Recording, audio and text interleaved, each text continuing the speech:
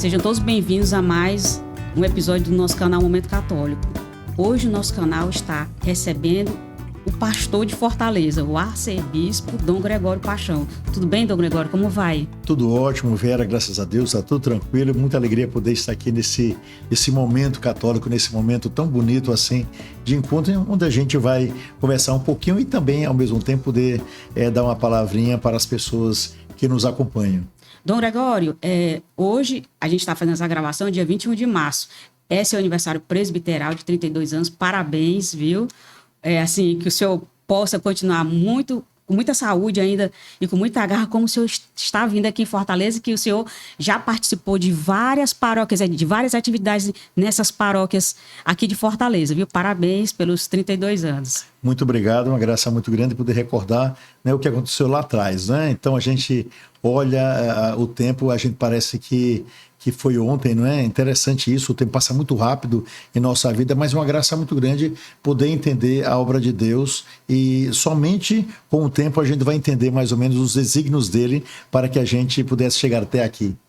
Dom Gregório, eu faço parte da paróquia do Padre Marcos Mendes, né, na paróquia Jesus Maria José do Vila União. Quero agradecer o Padre Marcos por ele ter organizado esse encontro. O Padre Marcos, ele é da paróquia Jesus Maria José, como eu acabei de falar, e a gente está fazendo o jubileu de 50 anos lá. Assim como a igreja está celebrando o jubileu, né, a gente também lá está celebrando o jubileu pela idade da paróquia, 50 anos. E o Padre Marcos organizou várias atividades na Assembleia Paroquial. Entre 4 pontos que ele organizou das atividades, 4 foram com o senhor. Uma delas é aqui, essa entrevista no Momento Católico. Uma outra vai ser mais adiante, na Festa dos Padroeiros. E uma outra foi recente, nesse mesmo mês de março, o senhor participou, junto com o Padre Marcos, a Albra Rainha dos Anjos. A Albra Rainha dos Anjos é uma comunidade ligada à paróquia do Vila União, que resgata dependentes químicos. E o senhor pôde ir lá num sábado à noite, lá com eles, na comunidade aqui, que é muito prejudicada justamente por causa dessa dependência química. O pessoal da Obra Rainha dos Anjos vai lá, geralmente, resgatar as pessoas, né? Quem quiser, porque nada é obrigado, nada pode ser obrigado. E eles já resgataram muitas pessoas nessa atividade dele da Rainha dos Anjos. O que é que o senhor achou quando o senhor foi lá?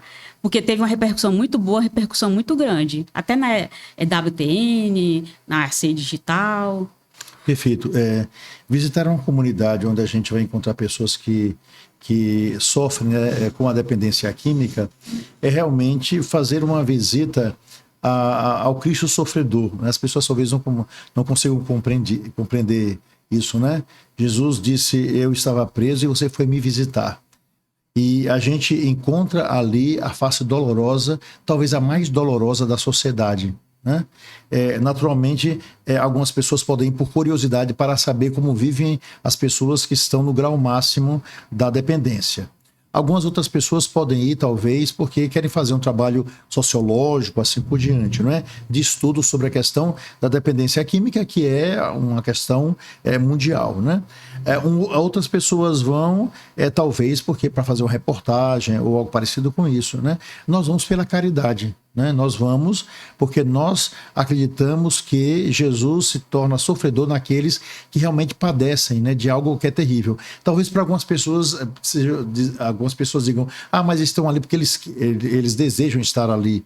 Algumas pessoas podem dizer: mas eles escolheram isso, não é? Ou algo parecido, não é? Mas a gente tem que entender que ao longo da nossa vida nós fazemos várias escolhas. Infelizmente, aquilo que a gente planta a gente acaba colhendo. Porém, a gente não pode esquecer que tantas e tantas vezes as pessoas desejam sair daquilo, mas não conseguem.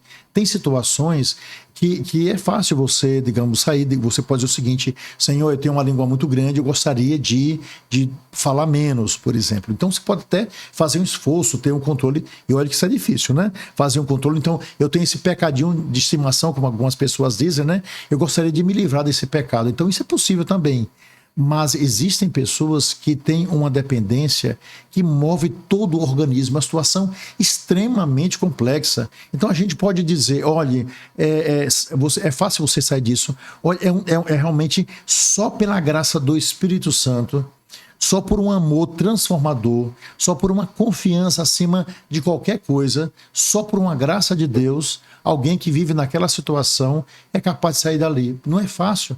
Porque além da pessoa estar, quer dizer, começou por uma busca de prazer, existe um outro lado que a gente não pode esquecer. Agora, todo organismo que pede, como o nosso organismo pede alimento, né? Uma vez falando com uma dessas pessoas, não é, que vivem assim uma intoxicação total, né? Essa pessoa me disse, né, tentando descrever o que é esse desejo da próxima pedra, né, do próximo pó, né, que ele vai cheirar, ou algo parecido com isso. Ele disse assim: o senhor já alguma vez no colégio, fazendo uma comparação, né, quando o senhor era pequeno, alguma vez no colégio, o senhor teve assim vontade imensa de ir ao banheiro e você não queria ir no colégio porque o banheiro não era tão bom, né, tinha um mau cheiro, assim por diante? Eu disse sim. Ele falou assim: e o que aconteceu quando chegou na porta de sua casa? Essa é a pergunta que ele me fez, né? Então a gente está com tanta ânsia de chegar ao banheiro que não poucas vezes, desculpe me falar assim desse jeito, mas foi isso que ele me disse, né? Que quando a gente chega já perto, a gente não consegue, e o esfíncter se abre e a pessoa defeca ali a 2, 3 metros do vaso sanitário, né? Por quê? Porque devido a essa ânsia. Ele disse: pense nisso e multiplique por 1000 vezes. É 1000 vezes mais. Ou seja, não dá, é sobre-humano. A gente não consegue, por mais que a gente diga o tempo todo, depois que a gente fuma uma pedra, a gente diz: nunca mais eu vou fazer isso. Então, essas pessoas, elas dizem o tempo todo: nunca mais eu vou fazer isso, mas não conseguem se separar da ânsia. Não é? E isso vem depois mais, e a pessoa vai se matando aos poucos. Então, e aquele local foi realmente perceber aquilo que eu já conheço, porque eu visitei Cracolândia do Rio de Janeiro, né?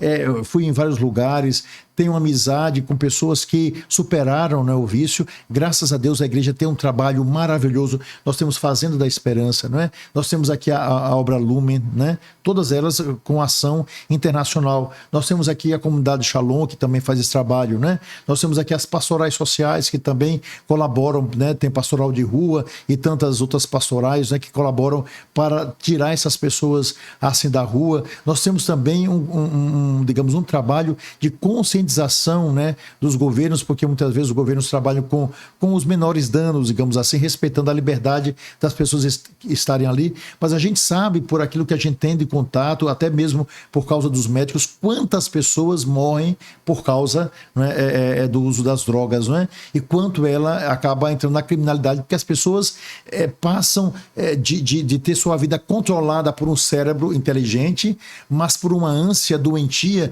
de querer sempre cada vez mais, e se torna quase que, né, com uma ânsia animalesca de querer aquilo de qualquer jeito, pelo desejo, como a gente quer um copo d'água porque está morrendo de sede, ou quer um prato de comida porque está morrendo de fome, não é? Então, o jeito é a gente chegar perto, tentar gerar consciência, e o que a gente foi fazer lá foi uma coisa fundamental, né? A gente chega lá, a gente vai logo dizendo, pede um abraço, né? Abraça as pessoas, não é como em qualquer lugar que a gente faz. A gente está ali, a palavra de ordem é: eu te amo, estamos aqui, você é meu irmão, não é? A gente está lá para acusar ninguém, né? Mas a gente também diz a palavra de Deus. Se importa que eu leia aqui um trecho da palavra de Deus, se importa que a gente faça aqui uma oração, e é impressionante, Vera, algo que acontece que as pessoas não sabem.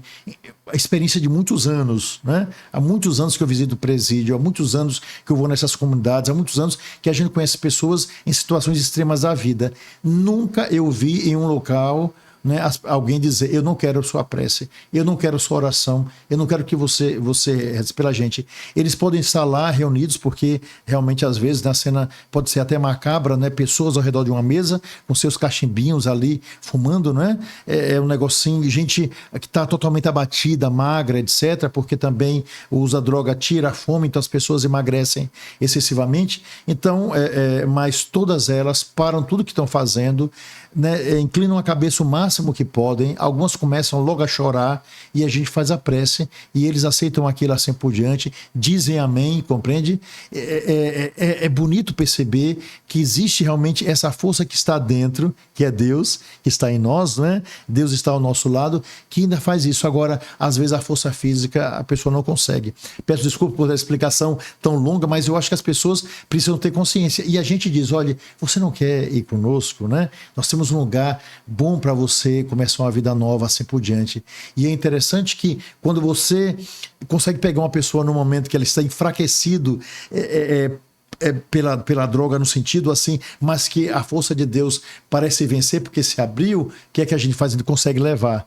E são milhares de pessoas, milhares, as pessoas pensam que é uma ou duas, são milhares de pessoas que saíram da rua para estar em nossas comunidades. São milhares de pessoas que estão, não é, nos lugares onde a gente trata com dignidade, não é? Nós não damos remédio, a não ser quando precisa, porque tem médicos também, etc., né? Psicólogos, psicanalistas, né? Psiquiatras, para ajudar nesse processo que é tirar a desintoxicação. Porém, a coisa mais importante que a gente vê na vida, a coisa mais interessante que dá uma alegria imensa, é quando eles percebem que existe uma família de irmãos que estavam na mesma caminhada, conseguiram superar. Quando eles conseguem perceber que toda a nossa liderança hoje, que cuida deles, são de pessoas que viveram o mesmo estágio que eles viveram, né? Os nossos líderes são pessoas que passaram pelas drogas. E principalmente quando eles conseguem entender que a grande força que transforma tudo é a força do amor, pela palavra de Deus, pelo evangelho. Então a gente abraça, a gente diz, eu amo você, conte conosco, sabe, você é importante pra gente, etc. E quando a pessoa consegue se abrir, consegue tirar a força da droga para entender nisso, então a gente vê, não é, aquilo que a obra de Deus fez, né, no coração dessas pessoas. Então, realmente é uma coisa maravilhosa. Vale a pena, não é? A visita não foi visitar para olhar tudo mais. A visita deve ser contínua, a presença deve ser contínua, porque o amor de Deus é contínuo em nós. O amor de Deus faz com que a gente observe o irmão que está ao nosso lado. E eles são invisíveis na sociedade, né? E a gente precisa observá-los para poder salvá-los. São irmãos e estão na mesma situação que nós, só que de uma forma, infelizmente, trágica. Outra questão também, que é uma das atividades da paróquia Jesus Maria e José, que o padre Marcos gosta muito desse tema, é o tema pró-vida, certo? O Brasil é um país pró-vida. Às vezes a legislação quer incluir um pouco mais tirar um pouco mais dos direitos dos nascituros, mas a gente é um país pró-vida. Um pouco antes do senhor chegar aqui, em 2023, teve a Semana do Nascituro, existiram várias atividades, na Faculdade Católica, na igreja, teve a Marcha pela Vida. O senhor teve uma reunião com o pessoal Pró-Vida, né, que o padre Marcos levou. O que o senhor acha desse movimento Pró-Vida junto à Igreja Católica aqui na Arquidiocese de Fortaleza? O movimento Pró-Vida é um movimento fundamental, essencial, né, principalmente em um momento em sociedade em que nós trabalhamos aquilo que nós, né, digamos, aquilo que nós não queremos. Quer dizer, nós somos uma presença que muitas vezes incomoda, isso é inegável, mas nós, né, como cristãos e como cidadãos, nós precisamos lutar pela vida. Isso é fundamental, não é? Todo mundo tem direito de nascer, todo mundo tem direito de ver a vida. Os pais podem até rejeitar uma criança em algum momento, podem até fazer alguma coisa que a gente sabe que pode acontecer. Porém, a gente não pode esquecer, primeiro, porque nós temos fé. O Brasil é um país que tem fé. Né? Mais de 80% da população brasileira, né, se diz crente, ou seja, eu acredito, eu creio, tenho certeza absoluta que existe um Senhor. Né? Boa parte dessa população, né, mais ou menos isso aqui, né, é muito mais, quer dizer, mais de 80% diz eu tenho uma religião, embora muitos daqueles dizem o seguinte, eu creio, mas eu não tenho religião, chamado os desengrejados, eu acho que o nome é mais ou menos esse que se dá, não é? Mas nós somos um povo crente. No sentido, nós somos um povo de fé, somos um povo que acredita em Deus, não é? E praticamos uma religião, né? Isso de católicos, outras religiões, mas nós praticamos. O que acontece? Todas as religiões, não é, que se dizem crentes, elas não são a favor, não é, da morte de um nascituro, não é? Então a gente vê os católicos, né, os evangélicos, não é, os espíritas e tantos outros, né, todas as religiões sabem que ali está o centro da vida. E depois a gente parte, não por acaso, da palavra de Deus. E nisso nós nos unimos, né? As três grandes religiões se unem, o islamismo também. Por quê? Porque a gente diz o seguinte, está lá no profeta Jeremias, não é? Antes de você nascer, eu já conhecia você. Né? Antes de você nascer, eu já havia te amado. Ou seja, Deus já nos amou antes do nascimento. Então, ali está uma semente da vida, quando, né, só que é uma semente mínima. Eu não posso dizer que uma criança de 2 meses, essa criança tem menos valor por ser pequenininha do que um idoso que tem 90 anos de idade. Eu não posso dizer que uma criança que tem 6 meses, ela, né, não tem tudo aquilo, só que está ainda em potência, vai chegar em ato em matéria de inteligência do que uma pessoa de 40. Ou seja, agora, é aquela questão, né? A gente não pode criticar, alguém chegou a um ato, né, digamos assim, extremo, que no caso é um aborto. Não estamos aqui para acusar ninguém, mas a vida precisa ser preservada e nós temos que lutar por isso. Alguém tem que defender aqueles que são os menores na sociedade, não é, que são invisíveis, porque está numa barriga. Né? Como também os toxicômanos, né? que a gente não quer ver. A gente não quer ver o mendigo que bate na nossa porta. A gente não quer nada disso. Mas eles são vistos por Deus. Jesus revelou isso perfeitamente. Então, nós temos que, não é, com toda a delicadeza que é própria da vida cristã, com toda a inteligência, não é, com tudo aquilo que a gente sabe também pela ciência, nós temos que lutar pela vida. Nós somos pró-vida. E a gente tem que nos associar a grupos, não é, que lutam justamente pela conservação da vida. Isso é muito bonito quando a gente entende. Aí vem um bocado de argumento para tentar dar à pessoa o direito de matar, não é? Então, eu sempre vejo isso, essa necessidade de que a gente lute assim pela conservação da vida. E a gente pede que as pessoas também se associem, não é? E depois, às vezes, existe, não é, pessoas que desejam impor, né, de cima para baixo uma série de questões. Depois também tem um ponto que a gente não pode esquecer vivemos hoje em dia uma sociedade do descartável. Tudo aquilo que não serve ou que não tem mais utilidade, a gente joga fora, não é? Como se a gente pegasse uma televisão queimada e jogasse fora. Porém, uma coisa é algo material, outra coisa é a vida. Não é à toa que muitas sociedades, para resolver problema, por exemplo, isso vai chegar no Brasil, não tenha dúvida, né? Problemas do SUS, que está muito, tudo mais, problema disso, o SUS aqui pra gente, né? Mas em outros países, para resolver isso daí, é muito fácil, a gente mata os mais velhos, né? Sugerir eutanásia para quem tem uma certa idade. Não, sua mãe já está em cima da cama durante 2 meses, assim por diante, já fez o seu papel na sociedade, ou seja, faz uma eutanásia, faz isso, aquilo, ou seja, é o direito de matar, né? E depois a gente não pode esquecer que está lá no mandamento, não matarás. A gente não tem esse direito de matar, não é? Temos que respeitar a vida. E aquilo que a gente vê de uma criança que talvez não tenha sido pensada, não é? Que depois, se a pessoa não quiser, pode entregar a tantas casas, a tantos casais que desejam adotar e que não conseguem. São milhares de casais no Brasil que estão desesperados querendo uma criança. Se não quer, deixa lá no hospital, né? No hospital a criança fica e eles encaminham para a adoção, não é? E também em relação aos mais velhos, a mesma coisa, aqueles que são idosos. Então, nós vivemos uma sociedade do descartável. Não se viu, não quero, mata. Né? Idoso, assim por diante, daqui uns dias vai ser isso também. Tira. Está lá no hospital, ou seja, a gente fala que não, mas é uma sociedade que deseja fazer uma higiene da população. Tudo aquilo que a pessoa acha que não serve deve ser eliminado, e a gente não pode fazer assim. A gente não pode eliminar, né, uma criança no ventre, a gente não pode eliminar um idoso que está, né, no hospital, a gente não pode eliminar uma criança porque tem síndrome de Down, a gente não pode eliminar, né, uma pessoa só porque ela é mendiga, porque ela se envolveu com droga. Nós não nascemos para eliminar, nós nascemos para salvar, e essa que é a grande questão cristã, que as pessoas às muitas vezes elas esquecem. E quando a gente mantém, né, o contato com pessoas que nasceram quando, né, tentaram fazer alguma coisa e em lugares onde a vida prevalece, a gente diz, poxa vida, como valeu a pena, sabe? Ter lutado, quanta beleza essa criança nos deu, quanto exemplo a gente traz de uma criança que tem uma síndrome ou algo parecido com isso. Agora, o coração humano pode ser de tal modo pequeno que diga, eu quero viver como vivem, como já tivemos experiência na sociedade de grandes ditadores que dizem, nasceu doente, mata. Já fizemos essa experiência, né? É diferente, mata. Não é? É assim, mata. Então, não é assim, né? Toda a vida tem seu valor.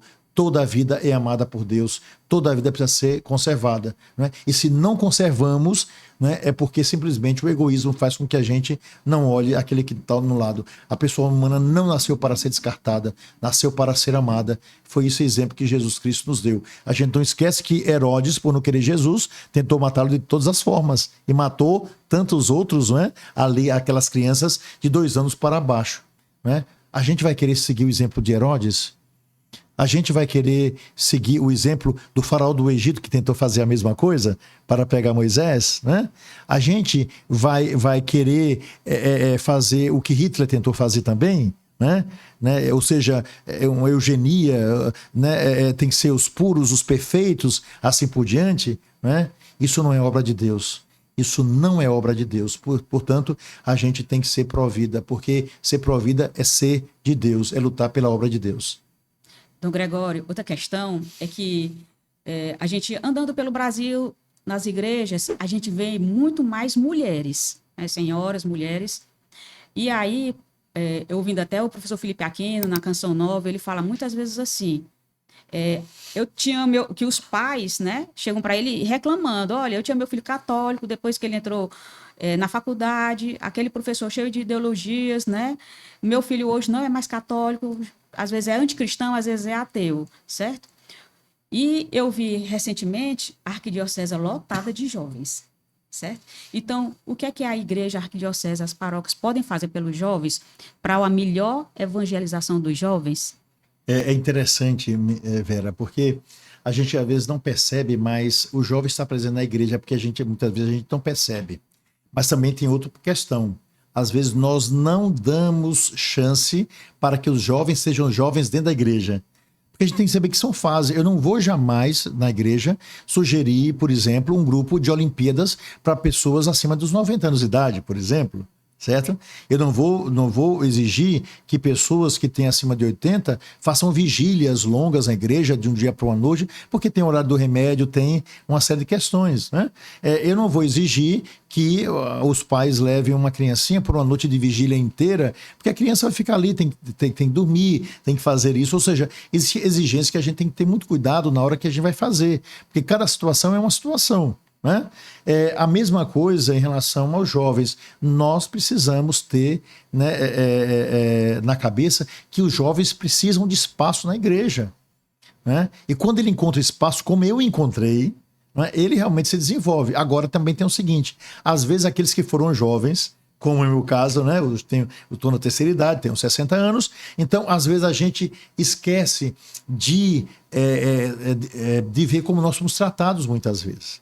E a gente tem que mudar essa realidade, né? Então, dar espaço para os jovens, fazer atividades que atinjam a vida dos jovens, né? Ver quais são as realidades do nosso tempo, porque às vezes as pessoas querem coisas da década de 70 e 80. Isso já passou. Nós estamos em 2025, estamos em pleno século 21. Temos que nos adaptar a essa realidade, naquilo que é do evangelho para a vida do tempo de hoje. Então, o jovem tem muitas possibilidades. Isso é um ponto que eu acho maravilhoso, não é? Então, agora, os jovens, depois de um certo tempo, geralmente eles desaparecem mesmo. Porque quando começam a faculdade, né? Ou então tem que trabalhar assim por diante, devido ao cansaço, etc. E por causa de vários instrumentos, como celular e tantas outras coisas, eles acabam se afastando um pouco da igreja, que é próprio um pouco do tempo. A gente tem que mostrar que a igreja é jovem e que tem espaço para eles, apesar disso tudo. Que o repouso da vida deles está em Deus, então que ali é um espaço propício para que eles realizem bem as outras coisas. Esse é o primeiro ponto. A outra coisa muito importante é abrir espaços de diálogo contínuo com os mais jovens e missas para eles. específicas, com a linguagem que são próprias dos jovens. A gente não vai precisar mudar muita coisa, não, mas o tipo do canto, participação, como a gente tem que ter também para as crianças, né? Como a gente também tem a obrigação de dar aos pais que têm filhos especiais, né, missas em lugares especiais, para que ele leve o filho que é autista, para que ele leve o filho que tem síndrome de Down, para que ele leve o filho que tem uma deficiência cerebral. Né? Eu tenho essas experiências, não vou aqui dizer, mas de igrejas que nós, né, preparamos de modo especial, em que quem chega diz, não, o que é isso aqui? Né? Crianças que gritam no meio da igreja, crianças que correm, né? Porque são crianças, né, que têm alguma deficiência, mas sabe o que acontece? Os pais estão ali, são respeitados, porque quem sabe a dor de ter um filho que tem uma grande deficiência, que grita o dia todo dentro de casa, são aqueles pais. Né? De pais que têm filhos com síndrome de Down, que são olhados para as pessoas assim, e a gente não os vê muitas vezes na igreja. Aqui nós temos milhares de pessoas que são surdas. Onde elas estão? A gente tem que proporcionar isso na igreja também, né? Claro que a gente não pode fazer tudo de uma vez só, porque é muito difícil. Cadeirantes, onde estão os cadeirantes? Deviam estar na igreja, né? Mas às vezes não tem uma rampa para subir. A gente tem que pensar nisso nas construções das novas igrejas, acessibilidades. A população envelheceu mais, temos que dar isso também. Claro que a gente não consegue fazer, repito isso, de uma hora para outra, mas temos que mudar essa mentalidade para poder abrigar principalmente aqueles que Jesus curou ao longo do caminho, mas os colocou dentro da comunidade. Isso é muito bonito, né? Então, os jovens saem. Quando eu era jovem, todo mundo dizia, a igreja não tem jovens, assim por diante, né? Só que eu vejo que depois esse pessoal volta, porque depois de um certo tempo, quando a gente conseguiu tudo, quando as ideologias começam a ser vencidas, alguns vão ficar no meio das ideologias, né? E vão entrar pelo cano, porque quem fica atrás de ideologia não vai para lugar algum. Certo? A ideologia é a forma inteligente que você tem para dominar determinadas pessoas, né? Porque o cristianismo ele dá liberdade para que a gente olhe, para que a gente escolha aquilo que é bom, né? E não aquilo que nos escraviza, não é? Ou então que nos leva para o fundo do poço, porque tem certas coisas que todo mundo aplaude na vida dos outros. Tem coisas que todo mundo aplaude e quer para os outros, mas para a minha família não. Porque muitos que criam ideologia, eu não gostaria aqui de falar de filósofos, né? O que é que eles fazem? Eles trazem ideologias, tem filósofos que sugeriram que pessoas se matassem, que era um momento máximo da vida. Mas eles morreram em cima de uma cama, compreende? Lutando pela vida até o final. Eles não pediram para morrer, certo? Mas fizeram. Então tem gente que faz com que as pessoas vão até o abismo, mas eles freiam, as pessoas caem e eles ficam ali. Compreende? Dizendo, caíram, como é que pode? Fizeram um abismo aqui, aí culpa os outros do abismo que os outros caíram e ele próprio levou para ali, não é? Isso tem muitas coisas. Ao mesmo tempo, tem pessoas que desejam, né, fazer com que a população, seguindo aquilo que não presta, viva como se fosse uma boiada. Eu pergunto, Vera, para onde vão os bois? Vão para o matadouro, compreende? Tem muita força, tem muito chifre assim por diante, mas terminam no matadouro. Então, qual o resultado? Não é? Encaminham as pessoas para o matadouro. E também sobre essa questão das ideologias, não é? A gente não pode esquecer uma coisa fundamental, né? A gente não pode proibir que os urubus voem sobre as nossas cabeças. Estão aí em cima, voando. Mas eu posso proibir que ele faça ninho sobre a minha cabeça. Então a gente tem que ter um cuidado muito grande com quem faz a nossa cabeça. Né? Eu tive professores que o tempo todo tentavam fazer minha cabeça para que eu escolhesse aquilo que me levaria, certo, depois para a perdição, para os piores caminhos. Eles não foram, compreende?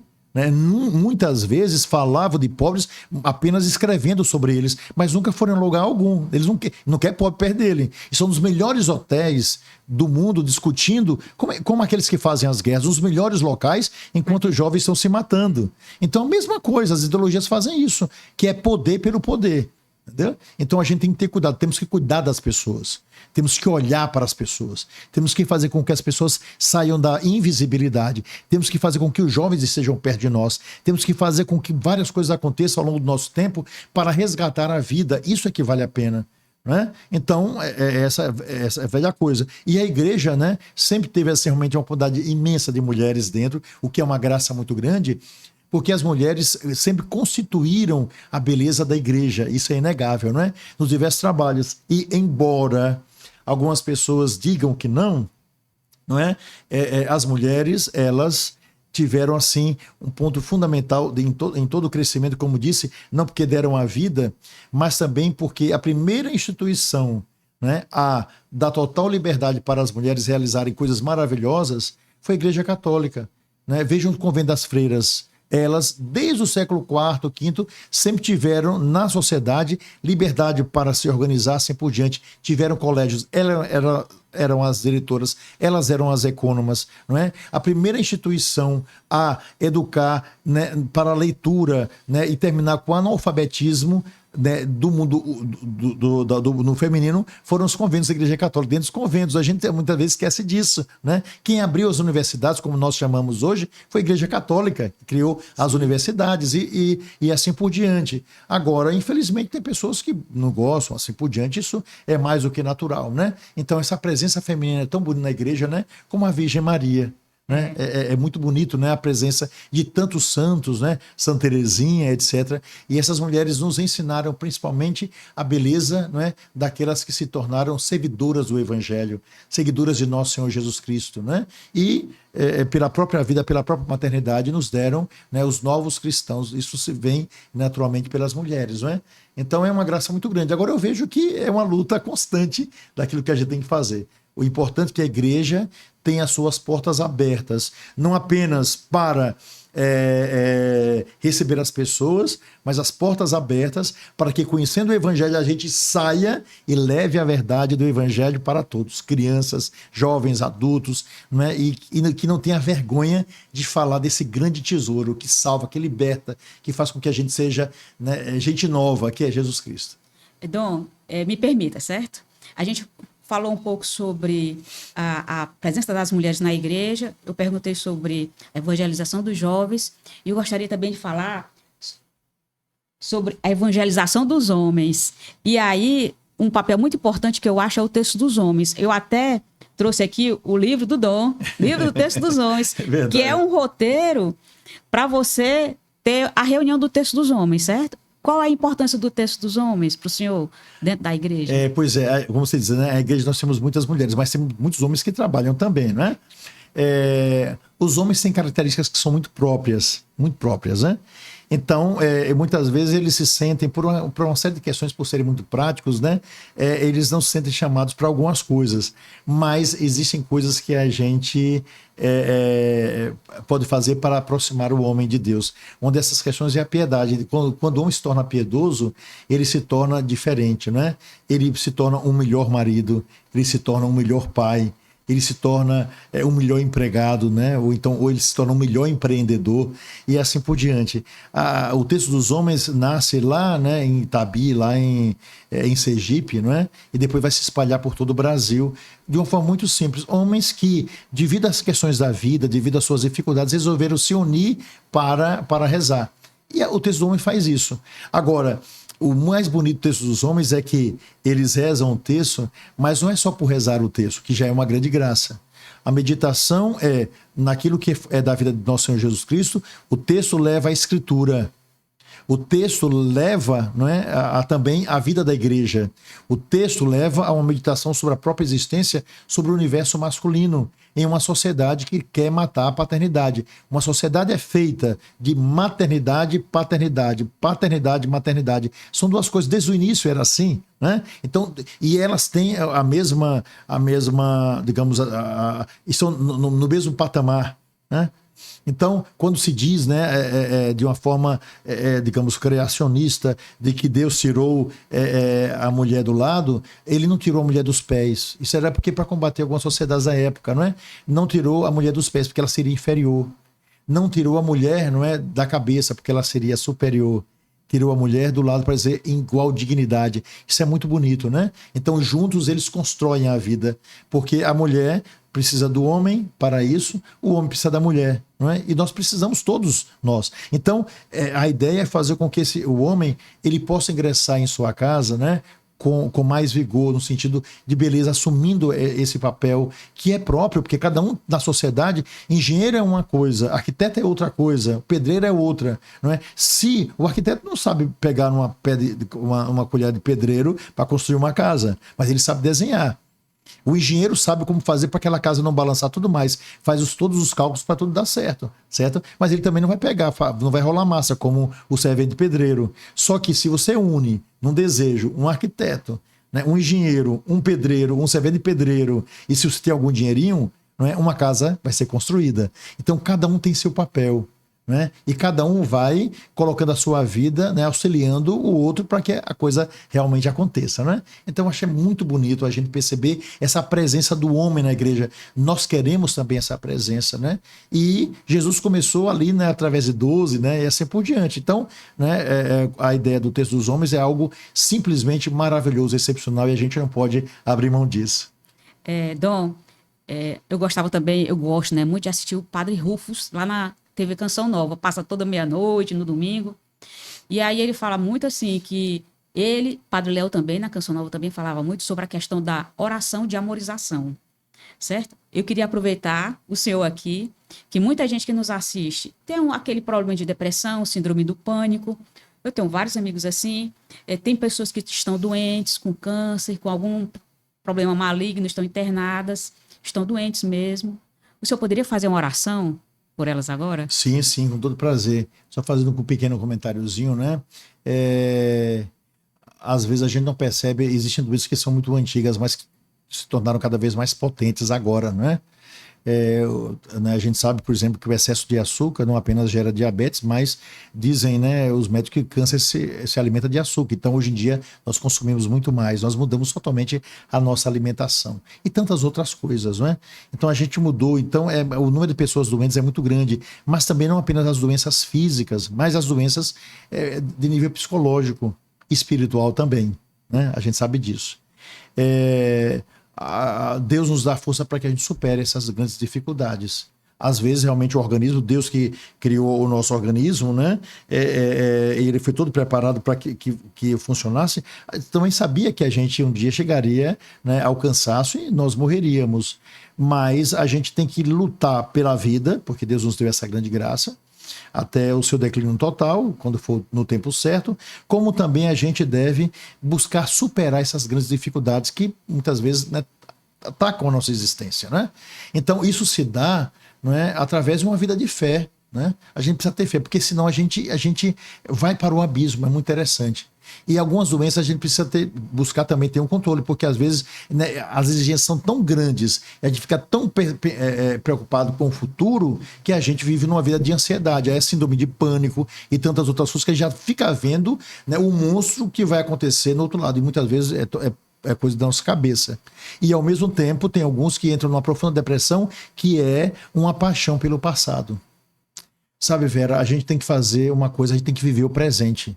Eu estou aqui falando com você com tanta empolgação, porque com toda essa sinceridade, eu estou aqui.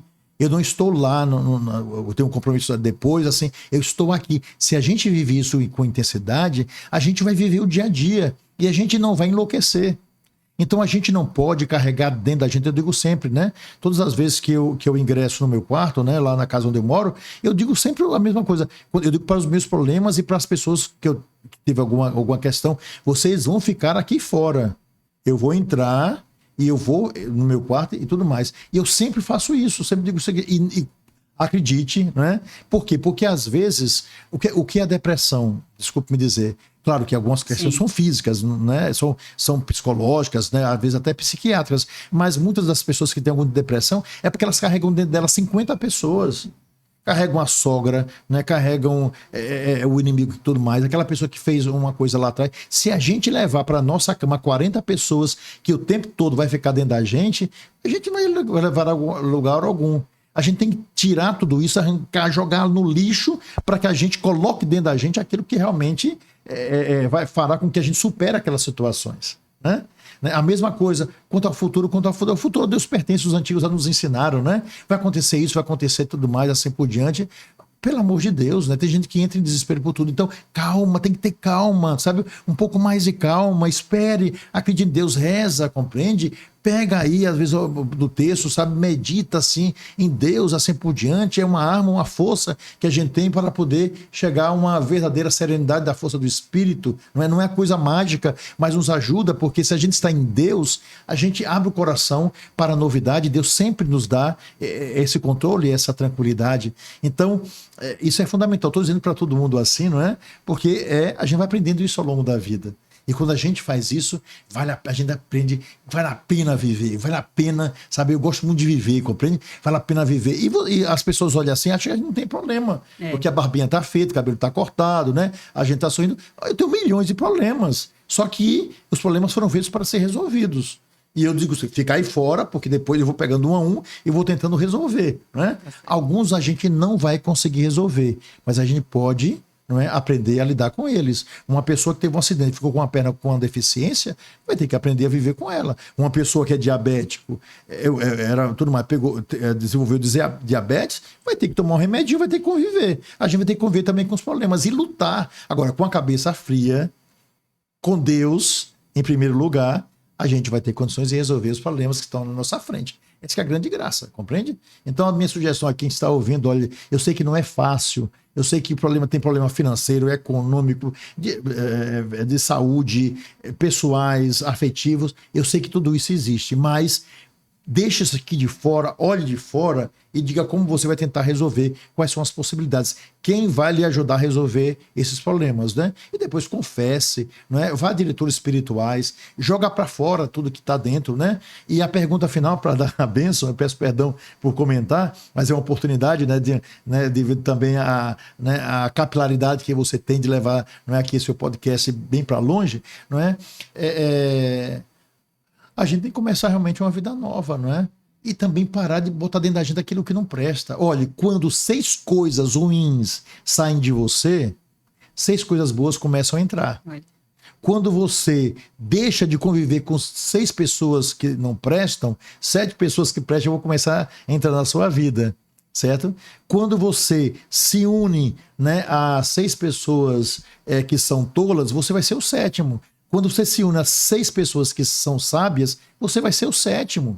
Então a gente tem que ter consciência disso. Agora, com toda a sinceridade, me perdoe dizer isso, né? Se você passa o tempo todo passando viciado, tanto quanto aqueles que estão viciados em droga, em ver coisas de cada 30 segundos, pergunte no final do dia o que você aprendeu daquilo tudo. Apenas somando tipo um mosaico de letras que muitas vezes não chega a lugar algum. Gaste tempo rezando, gaste tempo com boas conversas, busque. Na internet tem coisas maravilhosas pra gente ver como um momento católico, né? Tem muitas possibilidades. Por que a gente não vai atrás daquilo que é bom o tempo todo com bobagem? Se você fica enchendo seu cérebro de porcaria, vendo programa de assassinato, né, com isso, arma, assim por diante, isso acontece, mas no normal da vida não é isso. Vamos buscar coisas boas, não é fugir da realidade, não. É conhecer a realidade, mas julgar com inteligência. Aí você fica procurando porcaria o tempo todo, seu cérebro se acostuma. O nosso cérebro é o órgão mais infantil que existe. Ele sempre aprende aquilo que você você quer aprender. Se você agora tem 70 anos, quiser tocar piano, você pode achar que não, mas você não vai ser um concertista, mas que você vai aprender a tocar, você vai. Né? Não sei fazer um com um copo. Sabe sim. Pega o copo, faz assim, você vai conseguir. Agora, se a gente vai ensinando pra gente coisas que não servem, o resultado é que a gente não vai para lugar nenhum. Né? Então, Deus nos fez para ser vencedores e para fazer com que os outros também vençam aquilo que há de negativo. Vamos adiante, vamos lutar. Deus é graça, Deus é bondoso. E vamos botar também a cara para lutar daquelas coisas que na sociedade são extremamente difíceis. Né? Então, não é mágico, mas Deus nos deu força para isso. Né? E nós somos capazes, pela inteligência que temos, somos imagem e semelhança de Deus, para ir adiante. Vera, eu acho que você vai ter que cortar o programa, fazer 2 programas aqui, viu? Porque eu falei demais. Mas é o desejo também de dizer isso para as pessoas. Compreende? De que vale a pena viver, vale a pena ser feliz, vale a pena, sabe, parar um tempo, ir numa igreja para rezar, vale a pena, sabe, parar um tempo e ali é um lugarzinho que seja bonito, em um parquinho, que tenha segurança, a gente vai lá, né? Agora, se você achar que vai encontrar ladrão o tempo todo no meio da rua, se você achar que o tempo todo você vai receber uma bala na cabeça, se você vai achar que aí você não vai viver, compreende? né? Então, enfrente a vida, né? Para de chamar aquilo que não presta, compreende? Tá certo. Olha para Deus, minha gente, olha para Deus. Deus é maravilhoso, compreende? E em Deus a coisa começa a transformar a nossa existência. Isso é maravilhoso, né? Então, agora eu vou dar benção, viu, Vera? Tá porque Tá certo. para todas as pessoas que estão doentes. Então, olha, você que está doente, Deus, não fará milagre em sua vida. Você está entristecido, Deus será a sua alegria para que você supere esse momento. Agora, busque também toda a ajuda da medicina, dos amigos, de um bom confessor, de um lugar legal, né? Tira aquilo que não serve, coragem, né? Eu vi milagres acontecendo quando a gente se une a Deus. E Deus fará milagre em sua vida. Eu vou dar agora a bênção para você nesse instante de graça e de alegria.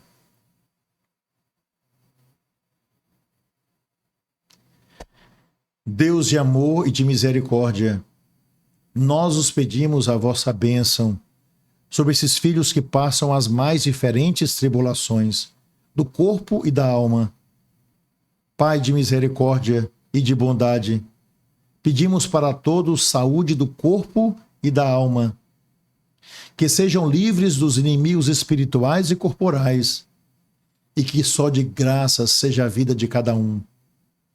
Visitai, Senhor, vos pedimos, vos suplicamos, por meio do vosso anjo, aqueles que estão presos a um leito, aqueles que estão doentes por uma doença gravíssima, aqueles que estão com medo por alguma situação da vida, aqueles que passam por um momento de depressão, aqueles que passam por um momento de ansiedade, aqueles que passam por um momento de síndrome de pânico, aqueles que vivem uma grande preocupação.